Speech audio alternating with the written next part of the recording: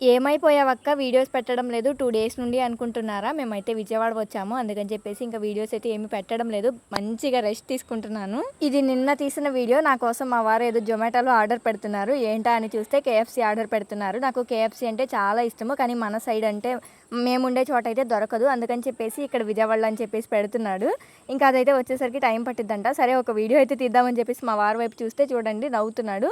నేనేదో బలవంతంగా నవ్వు చూడు అన్నట్టుగా చూస్తున్నావు, కొంచెం నవ్వు అని చెప్పేసి అంటున్నాను. ఇంకా ఆయన ధ్యాస ఆయనదే కానీ మనం చెప్పిన మాట అయితే అస్సలు వినడు. వీడెక్కడికి వెళ్ళినా సరే మాకు తోకలాగా వేలాడుతూనే ఉంటాడు. పెద్దబాబు అయితే అంతగా రాను అని చెప్పేసి అంటాడు, కానీ వీడైతే మాత్రం వస్తానే అంటాడు. ఇంకా పెద్దబాబుని అయితే అత్తయ్య వాళ్ళ దగ్గర వదిలిపెట్టేసి వీడినైతే మేము తీసుకొచ్చాము మాతో పాటు.